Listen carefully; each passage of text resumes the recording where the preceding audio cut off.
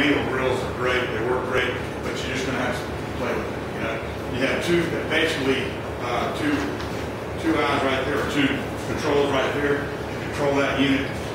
This is thermostatically controlled on your oven. That's your left oven. That's your right oven. So you can set it at the temperature.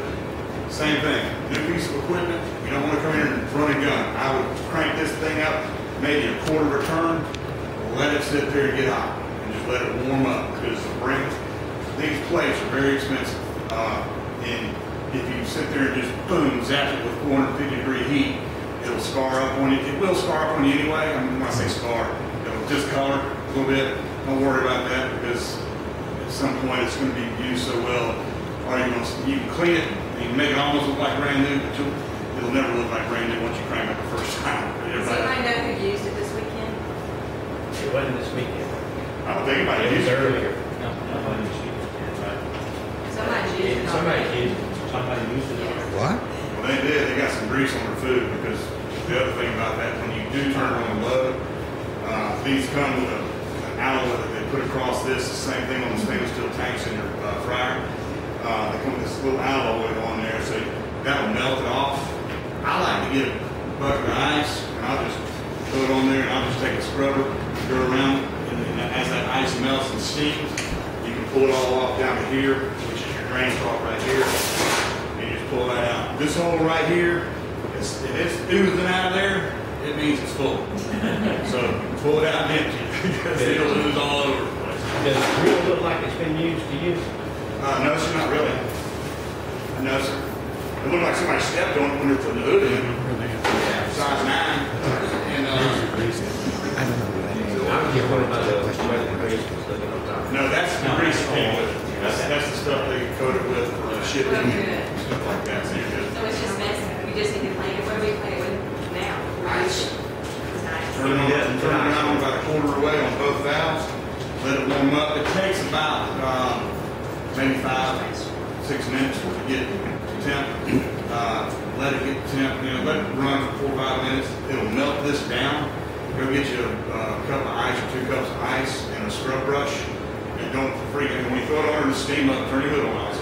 It'll steam up and just scrub down as it's steaming, because that steam's what's cleaning it. When that ice hits that thing, and you might have to turn up a little higher. If I say a quarter of a turn on, turn half of a turn. But at first, before you clean it, go a quarter of a turn, let it get hot, and let it sit there for 20-25 minutes.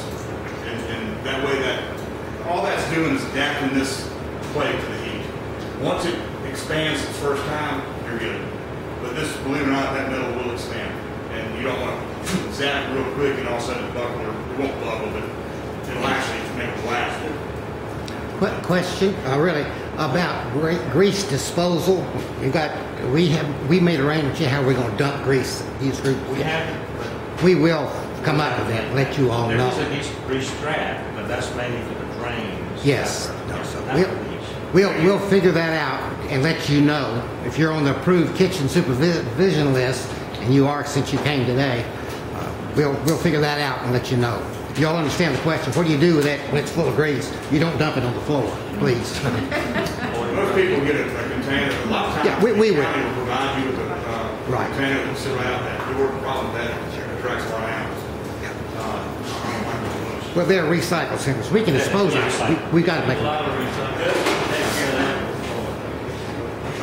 When you crank this thing up, the grills, you will have to light the pilots are down underneath here, and you need one of those long lighters, and you'll see where the pilot is. You don't need to turn it on, just turn the gas on the back, reach back there, turn the pilot on. It will take a minute because it's new for the gas to get here. That's why I'm telling you, start here. When you start lighting, start here, because you want it to come all the way down. If you start there, it's going to take longer for it to get here. You want this pipe to fill up, and that pipe to fill up and go through all those veins within the unit. So start lighting here and work your way back that way. So very simple to light that, very simple to light this. You'll see the pilot lights right there. All that's removable. The oven pilot's right there. Pretty simple. You just push that in, hold it in. It's kind of like your water heater. It'll light up. You come back up here and turn this thing on. And again, on initial startup, turn it on to about 250. And just let it. If you have a thermostat or oven thermometer, calibrate these things. They come calibrated, but sometimes, you know, they got shipped from California and then they went to my warehouse for however long, then they got shipped up there and then manufactured, brought here to Bankrupt. Sometimes they get a little bit out of calibration. If that's the case, all you do is you pull that thing out, Joe. I can't. Adjust it. Like that. There is a little screw in there. You see a little screw head. And what I do is set it on 300. Put your oven, let it sit in there for 30 minutes and see what it reads. It's reading 275. And you're set on 300. Take that thing and just turn it till you hear it click the gas back on. That, every time you do that, that's about 25 degrees. So if you're set at 300 and it's showing 250, just do it one turn. You'll hear it click on, the gas comes on, you'll hear the gas go off. Check the thermometer again. It's a little bit of trying, but you can fix it. And that way you can get a service call. They will not cover that under warranty. They will charge you $180 to come out here and calibrate. It's as simple as a screwdriver. It takes me a minute. So every time I do one of these, I'll let everybody, you can calibrate your own stuff and not call a service guy and pay $180. Danny, I got a question. When you light the bottom one to the oven, you just push that button on the Just gas push that down? button. You don't have to take any lighter or anything? Nope. Okay. It's a spark igniter. Should crank itself right up. And then turn it on and you're good to go. Do I understand our intent is that Yes, spark igniter. That's all you do. This thing is very simple. You got to kind of push up on it like that. You're good to go. You're good to go. When you open this, again, I would tap that. These can come out. You'll probably never take it out. There's a porcelain, and you can wipe them off pretty easily. And quite frankly, not really easy to get out. However, if you get a big mess back there, it's all burnt up, and you want to get it out, you can take them out, you can put them in that sink and wash them down, no problem, put them back in. Life is good. There is a deflector shield in here that's about like that. That goes over your burner inside your oven to protect your burner. Never remove that. You can't screw down, but it actually disperses the heat pretty good. For a stand, you know, if you're cooking biscuits, that's what you want to cook them in. I wouldn't cook biscuits in here. It's just not a good thing. That's why y'all, that's the whole thing. This is a good cooking oven for ovens, you know, commercial ovens. Only has one bag. Yes, ma'am. You can order separate racks. Some market get you 2 extra racks if you need to. Everything in there is porcelainized, so that's pretty much it. That's a cool handle right here, so you don't have to worry about getting burnt when that thing's hot. You know, you can touch it all day long and never feel heat. Are they self-cleaning? No, ma'am. So we do have to clean. Yes, ma'am. But, you know, And what do you use to clean it with? just like it's soapy water. That's it? It's a porcelain interior, which is very easy to clean. That's why we put porcelain in there. A lot of my competitors will put galvanized, and they're a real nightmare to clean. But that's, you know, it's pretty simple there. Someone passes, you're good to go there. I'm not sure why they didn't put the back shelf on this. Y'all? We have it. We just took it off when they were looking. Danny, pardon me a moment. Mindy, I hear you saying we really need additional racks in those ovens for cooking chicken breasts and stuff. You think? Yes. Okay, so I mean, we'll. I'm not gonna be able to cook chicken in there? And this one? Yes. Oh, yeah, you can get it now. Oh, okay. And you get 5 racks in here, 1, 2, 4, 5 per section. That's a cooking This machine. this one. That when you do biscuits, I'll get that. Yes. This is your stock pot. Somebody got very smart. I guess that was you, and put water source back to your stock pot, which is really nice to have. So that was a good move. Whoever did that, send up to you. We'll get credit. Yeah, boy. Yeah. Big old stock pots. As simple as that. It's a stock pot. 2 pilots right there. What you do, you'll turn your gas on. Just light your pots right there, and this has 2 controls. It has an outer rim and an inner rim. If you don't want maximum heat, then you just go with the inner rim. If you want maximum heat, then you can turn on both, and it puts off a bunch of heat. I mean, these things are great. Best buy in any kitchen you can get is that little piece right there. The biggest pan we have is aluminum. We don't have a big stainless steel pan. Stock pot, you mean? Yes. They got many brothers, got them in stock. So we really shouldn't use that on that. Aluminum you use, yeah. Or stainless, it doesn't matter. Aluminum stock pots are fine. Okay. They use them all that. You can fit up to, I think, a 60 quart on that thing. This thing's a beast. I mean, it's a monster. And that thing's heavy duty. If you break that, you've done something because it's solid. And that's pretty simple. You could that if you want to, but I doubt anything's going to be spilling out of the stock pot. If you want to wrap that, you could. Cleaning wise, you really don't have to clean it. Those burners blow so hard. If anything gets in it, it's not going to stay there long. It's a very powerful unit. Any questions? That thing is breeding for rolling water, right? Yeah, and big soups, big large pots of soups. A lot of people do hash. Boiled peanuts, if you like that, which I do. Boiled peanuts are good. So you can borrow them for a weekend. It's nothing for burning turkey. Yeah, and I wouldn't fry turkey in that. There ain't no turkeys in the room. I mean, no turkeys. I wouldn't suggest fry. You can fry turkey. Those things, you talk about, those things, especially when that hot and you don't know the temp on it, and you drop it, and that thing comes over on that burner, you're going to have a. You try out all the stuff you were talking about. It'll kick on right quick. I just want to mention that because I know it looks like it can hold a big pot. That's not made for frying turkeys. This is for sauce, And boiling big, soups and whatnot. And then again, that's a manual control, so you'll feel that out. You'll figure it out. Just take a look. Pilot light too, right? Yeah, right inside. right here, both of them. You got two of them on this. Make sure you light both, whether you're going to use it in or out or not, because gas will come out. So you light both of them when you go down. Any other questions? We good? All right, fryer. This is an IFS 40 fryer, all stainless steel fryer. It's a workhorse for the money. I sell 4,000 of these a year, and it's probably the best fryer for the money. There's a lot of fryers out there that leak. You go out and get one for $600, and you can replace it in 3 months. And you'll pay $900 for this. You'll have it for 4 or 5 years. That's about probably here a lot longer, but like in a Mexican restaurant, we got them in there 6 years, and they beat the tar out of them. I mean, it's incredible what they do to them. Very simple. When you first don't put oil in this thing, fill this thing up with water. It's called boiling it out. Get your gas on. What you do not want to do is slide that thing on without something in it, because it will crack that pot. You'll get a leaker, and you'll call me and be mad. And then I'm gonna say, okay, well, let me show you what we did. Because if that happens, there's a scar mark that happens right along the wells of these pots. These pots are hand welded out of Imperial, and they go through this glow test. And it goes down this line, it's a big room about 40 foot long, and it goes through, and if there's a leak in that weld, it will show up green, bright green, you can't miss it. So we know they're not leaking when they leak. We have a lot of problems. We don't have a lot of leakers, but when we do, it's because somebody, they call it dry firing.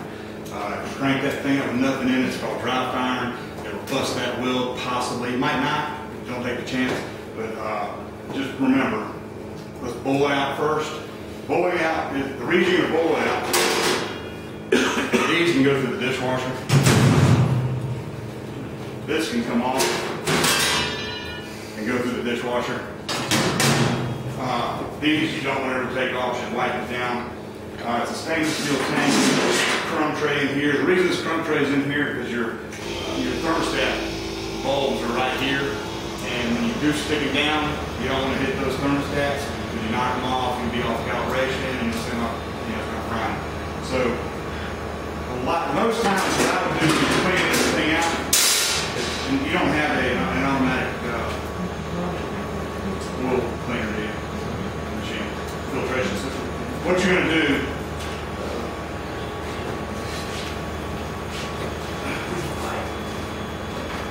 we need to get you a valve pipe. There's a valve pipe that looks like this, but it's round, screws into here. Don't open this because there's stuff in there when they test it. So when what you're going to want to do, boil it with water. Fill it up with water to the fill line. Okay? You come in here, you see this little unit right here, that's your pot. This is the one unit you got to come down and actually push down and light the pot. If you turn this thing, the pot won't do it because the gas is not on. You turn the pot, you push it on, you come up here. It takes maybe a minute for your gas to get there, but you'll hear it. Stick your lighter on there, hold it down there.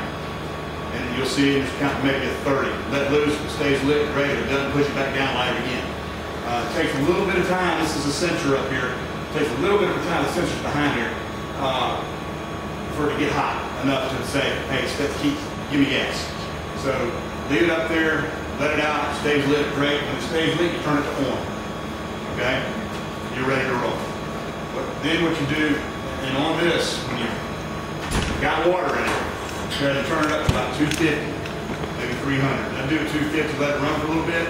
You'll see the water getting hot. It's not boiling good enough yet. Go ahead and turn it up to about 350. But let that run to about 250 for about maybe 15 minutes, 20 minutes, roughly. If it's not boiling for you good, you want to boil it out really good. Give it about a 30-minute boil. Because the reason is the same grease that goes on those griddle tops goes inside this thing for protection, and you'll boil all that grease out, and that won't, nothing, it won't hurt anybody. They eat it, and there's some left over. It's not perfectly all gone. Don't worry about it, because that stuff is designed to where if you do digest some of it, it's no big deal. Boil it out, turn it off. When this thing turns on, this gas is going to come out of here. It's going to poof like that. Don't freak out. That's what it does. It's scary the first couple times, I promise you, because there's a lot of fire coming out of that thing. It'll just kind of poof on. Life is good. That means it's working. Let it work. Shut the door. Go on back to business. Let it do its job. When you drain this thing, we need an alcohol margin. You need it's probably somewhere around here. I'll look for it. But it just screws in there, put your pot underneath there, and a lot of people will reuse their grease. If you do that, Manning does sell like a little rack that sits in a pot. You can put a filter in it, like filter your coffee, and you filter it out. That grease is expensive, and it takes a big 5-gallon bucket and a little change on that thing. Those things are $48 now, $49. So the longer you can use your grease, if I was y'all, if you clean it, start draining it. When you get down to about the end, cut it off, get you a cup, pour it. Instead of throwing a goose stick down in there, get you a cup and just kind of go around the sides and over those burners, get any chunks and stuff down through there. Open this thing all the way as a ball valve. You can see right there, it's pretty simple. That'll get the rest of it down where it needs to go, and open it back up, let it drain, and then shut it back off. All the time, obviously this thing's not running. You can still leave your pilot light on, but fill it back up. If you're not going to put something back in it, turn off your gas. Don't let your pilot light sit there and run, because that heat right there eventually will wear and tear on the wells on your pot. So you turn it off at the switch down the line? Yeah, this is basically your thermostat right here. And then the pilot light. The pilot light, if you're going to turn the gas off completely, just turn it off. But Danny, did you not just recommend that if we're not going to be using it, we ought to turn the pilot light off? Is that what you just said? There's nothing in it. That's what I'm saying. You can leave your oil in it. You put your oil back in after you filter it. Yeah. You can leave the pilot light on. Sure. No problem. And you can leave it on while you're cleaning it. That's no big deal. But if it sits here for 2 weeks Yes. with the pilot light going and there's nothing in that, the heat, there's nothing for that heat to go against inside that tank other than metal. But then you can't use vegetable oil. Vegetable oil can't sit out for 2 weeks to be used again. If you put a cover on it, you can. I suggest buying a cover. We got them in stock. They're $80 or something like that. You just put a lid over it. It's fine. We do it in my test kitchen. I got a test kitchen down in Atlanta, and I got oil in it for 4 weeks. Well, I want people to understand, if you use that, because I'm not, if you use that, you need to let somebody know, okay, there's oil in here, I'm not going to use it, I'm not going to clean it out, and I'm leaving it in here. So you need Yeah. That lid's on, there's oil in it. That lid's off, there's no oil. That'd be my rule. I'm just I worried. was saying, you use it, you clean it. Yeah. You take it all out, you clean it. Well, quite frankly, you actually don't have to. I mean, it depends on how much cooking you're doing. You know, if you sit there and fry, you know, a ton of chicken and a ton of French fries and a ton, you know, fish fry on Wednesday night, and you go through a couple 100 pounds of product, you probably want to clean it the next day. I suggest cleaning it every time. But if you're just in there for a light meal and just doing French fries, I wouldn't take your oil. You don't need to clean it that way. It's only when you're going to do fish and chicken and stuff like that that's when you want to clean your oil. Well, I'm just saying that me, Wednesday night supper, I'm not going to use that regularly. I mean, I may once in a blue moon, and I'll just clean it out when I finish with it. Right. But if somebody else in the group decides to use that, it's not going to be used regularly. Don't assume that Wednesday night Minnie's going to use that oil because I'm not. Right. So it either needs to be told to somebody that it's in there or go ahead and clean it out. And prepare for that expense. That's just what I'm telling you. If you clean it I don't out, mind you using it, but know that I'm not going, it's not going to be there next Wednesday for Minnie to use. Don't leave it for Minnie to use because I'm not going to use it. but if you do clean it out and you don't put the product back in or oil or whatever, make sure you turn off the top. Because that can cause a problem down the road. It might take 2 years. It's just a good practice to turn that thing off. Any questions? If you take the oil out and the container, let it cool, you can put that in the fridge or store it and then use it next I time. don't need to put it in the fridge, just restore it. What I would do is restore the container, pour it out of. In fact, you can actually do that in that container. You're not going to filter it. Just put it back in it. If you just did French fries and you don't want the oil stay in there, put it back in the same container. You can reuse it, cap it, seal tight it. That's why I'm saying get the lid. It's not sealed tight, but it covers enough where the air doesn't expose a lot, and it will last a lot longer. Because you don't want to replace that older kind of cook. It's expensive. How long can you store oil? There again, it depends on what you're doing with it. Depends on how much you're cooking. Depends on how high you're cooking. You know, probably 350 is about what I take. Cook on 325, 350 on any product. That way, that oil rejuvenates at 350 and it pulls out basically. I've gone as long as my test kitchen. We use our test kitchen weekly. I'll keep a thing of oil in there better part of a month, and where the food still tastes good. And you can tell with French fries if the oil's not good, if you know right off the bat. It's not bad for you, it just doesn't taste as good. It's just like anything, fresh oil is going to taste better. I think we can understand all this a lot better if you actually cook something for us to eat. I'll say that in front of my boys, I'll take you up one. I'm a pretty good cook. What about today?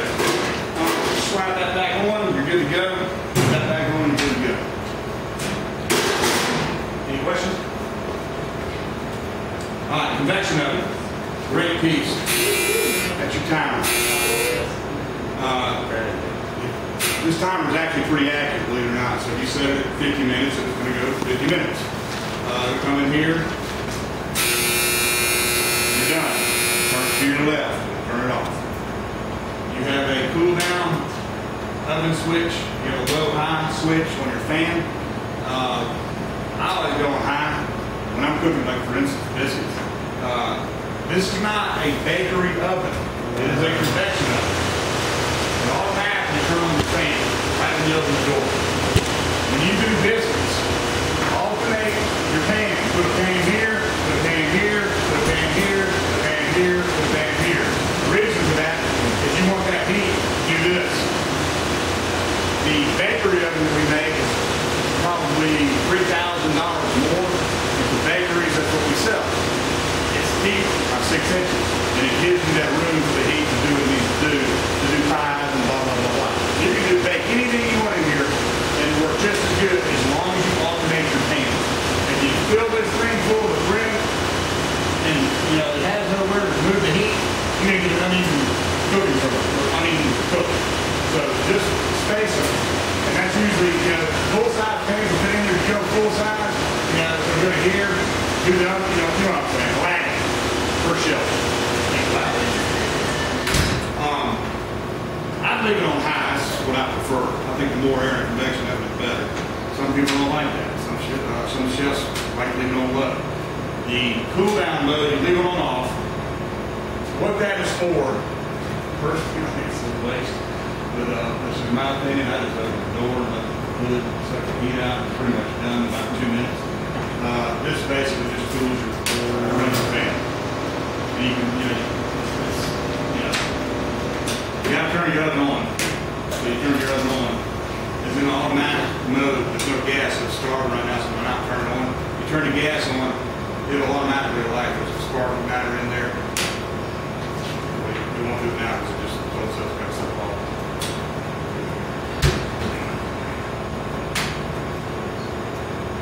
Regardless, once your gas is on, you turn the oven on, it automatically light it up. It's a thermostatically controlled thing. Same thing applies here. Grab your thermostat or your thermometer, Same deal here. It's a screw right down there, a real tiny. You gotta get a little tiny flathead, and when you put it back on, you'll see how that thing fits. Put it on there to be off. I'd go to, I'd go to 250, maybe 300. Put your thing in there. If it's not exactly where at 300, on your reading in there, pull that thing off, turn it to the right, or click on. It's 25 more degrees, and you get out of that. So you, Dan, I got a question. Yes, sir. These are gonna cook probably faster than any residential unit. So Oh, yeah. we first just try it out a couple of times, you know. Trial and error is Yeah, key you here. start one and then, you know, a couple more minutes if you have to, because it may cook the food too quick, you know. Just check it. When you do your first batch, just monitor it every so often. Don't walk away from it for 20 minutes thinking it's a 20-minute cook. If I don't use all the racks, if I have like there's 3 pans, would it be better to alternate and not worry about the side units, or do I need to worry about the sides? That's kind of a preference thing. If you don't want if you only use 3 pans, you pull 2 racks in the store. I mean, yeah. Well, I'm just saying about the vent, about circulation. Do I need to worry about circulation this way, or if I don't have it This all? way. Okay. Yes. This way. So I That still fan is need doing to, its job. so I still need to move them side to You side. still need, yeah. But if you only have 3 in here, it shouldn't be much of a problem. But I'd still do it anyway. Getting the right practice and you'll do it every time. I'm gonna go get one and see. Go ahead. Okay. Clean. Same thing with those. It's all porcelainized. Wet rag will clean it off pretty easily. All these are removable. I will say this: when you get right here, you kind of got to lift up a little knob right here, so you won't pull it out with the pan on it. You just lift up once, pull it out, and you're done. You probably have no call to get in here. The beauty of this unit right here, and I won't take it all the way off, you do need service work. It's very easy to service. You just unscrew these. This whole component comes out, and the service got a lotion for it because they don't have to go behind it or under it or whatever else. So it's a nice feature on this range with that. So does this cook pretty much anything that you can cook in the oven? Yes, ma'am. So we really won't be using the oven for much. Why would you use the oven? Unless it's Volume. smaller. Oh, okay. Volume, if you're doing Small. small portions or whatever. Flex. Right. Just do that. Yeah, you might not think that's a lot of room, but it is for the air to circulate. If you're filling that thing up with 5, if you're only using 3, it's probably not a concern. But I'd still alternate just for that, just so you get the practice. So don't need to go out there. So gas turns on, you turn that on, automatically lights the pilot. Crank it up, and you're ready to roll. It's a very simple thing to use. It's a piece. But you remember it cooks faster, It does. different than a regular oven. You do need to watch your first loads because you might burn a few. I don't know what you're yelling at. But it will cook fast. If it's cooking too fast, turn the thing down below. Turn your fan speed down below. That high speed speeds it up. Your cooking time. So there again, it's trial and error. Just check it out and see what's there. Any questions on that?